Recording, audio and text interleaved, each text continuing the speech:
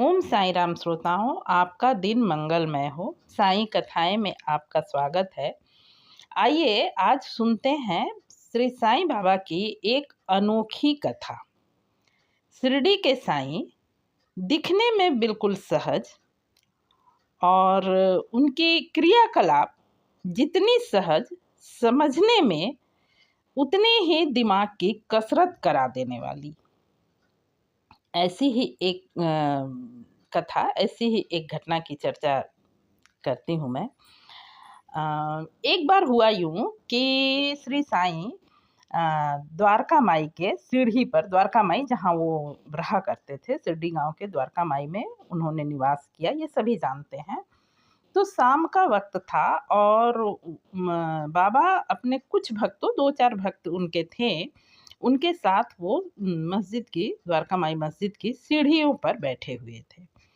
उसी वक्त उसी गांव की एक महिला जो उनकी भक्त थी, उसने भी आकर उन्हें प्रणाम किया। बाबा उसे देखते, उस महिला का नाम लक्ष्मीबाई था। उसे देखते ही बाबा बोले, अरे लक्ष्मी, मैं अत्यंत भूखा हूँ। अब जाहिर सी बात है कि वो बाबा की भक्त है और बाबा उनसे कहें कि मैं भूखा हूँ तो वो बाबा के भोजन का इंतजाम करेगी ही। तो उसने कहा, बाबा आप थोड़ी देर ठहरिए, मैं अभी आपके लिए भोजन लेके आती हूँ। वो महिला गई घर से, जो भी उससे हो पाया, बन पाया, तुरंत में जल्दबाजी में उसने भोजन लेकर बाबा के सामने आई और बाबा के सामने उसने भोजन की थाल रखी। बाबा उस थाल में से एक ग्रास भी मुंह में लिए बगैर उस थाल को सामने बैठे एक कुत्ते के सामने बाबा ने उस भोजन के थाल को रख दिया।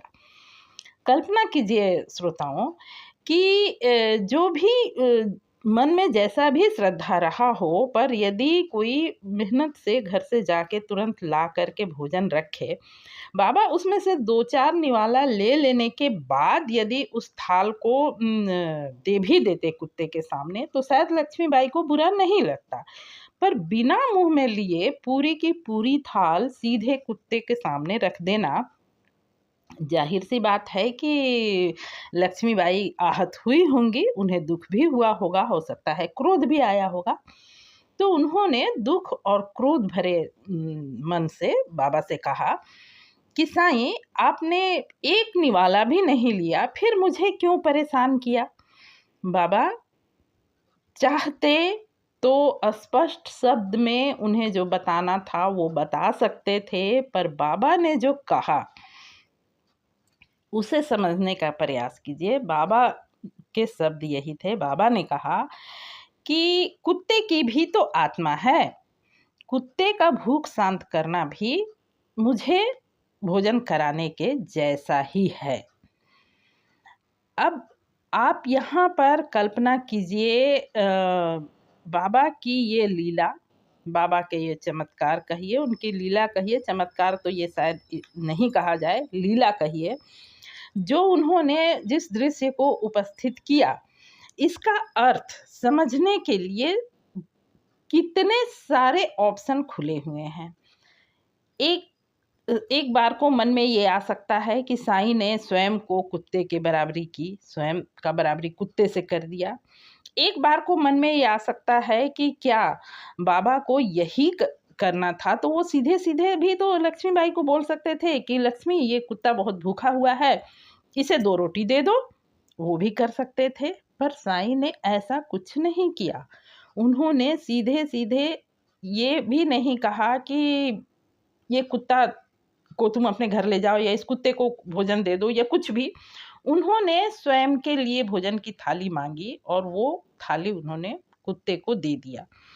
यहाँ भक्त की कितनी कठिन परीक्षा कह लें, समझ का इम्तिहान कह लें, दृश्य को उपस्थित करने का,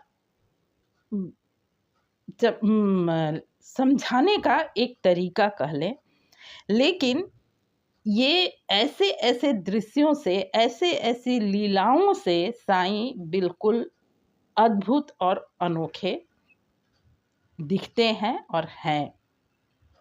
आप समझिए यदि बाबा सिर्फ ये कह देते कि हाँ लक्ष्मी तुम्हारे पास कुछ खाने को है तो इस कुत्ते को दे दो, ये तो बिल्कुल साधारण सी बात होती ना, ये तो कोई भी कर सकता था। बाबा यदि वहाँ बैठ करके मतलब उपदेश देते कि हाँ कुत्ते को खाना खिलाना चाहिए, तो ये चीज़ें कितनी अधिक दिमाग में जा सकती थी। बहुत अधिक तो दिमाग में, ऐसे तो बातें हम सुनते रहते हैं पर उसे याद कितना रख पाते हैं। तो ये है साईं का वैशिष्ट कि साईं जो भी करते थे, जो भी कहते थे, जो भी दिखाते थे, जो भी बताते थे, उनकी रीत अनोखी थी। बिल्कुल अलग तरीके से, अनोखे ढंग से उन्होंने हर बात को समझाया, बताया है।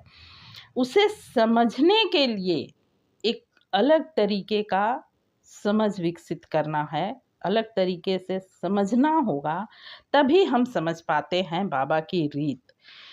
तो यहाँ आप क्या समझते हैं कि साईं को क्या उचित था?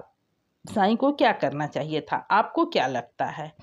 मैं आपसे ये आपको इस एक सवाल के साथ छोड़े जाती हूँ कि बाबा सीधे-सीधे कह देते वो अधिक उचित होता, या फिर बाबा को यही समझाना था कि हाँ, जानवरों में भी आत्मा है, तो उसे उन्हें सीधे-सीधे समझाना चाहिए था। उन्हें लक्ष्मीबाई को आहत नहीं करना चाहिए था। आप क्या सोचते हैं? बिल्कुल कमेंट करके ज़रूर बताएँ, और आपको ये अलग तरह की कुछ वीडियो है, अलग तरह की बातें मैंने की है। अच्छा लगा हो तो कमेंट करें, लाइक करें, और अब तक आपने चैनल को यदि आपने सब्सक्राइब किया है तो बहुत धन्यवाद। नहीं किया है तो सब्सक्राइब ज़रूर कर लें। ओम साईनाथ, ओम साईनाथ। हार्दिक धन्यवाद।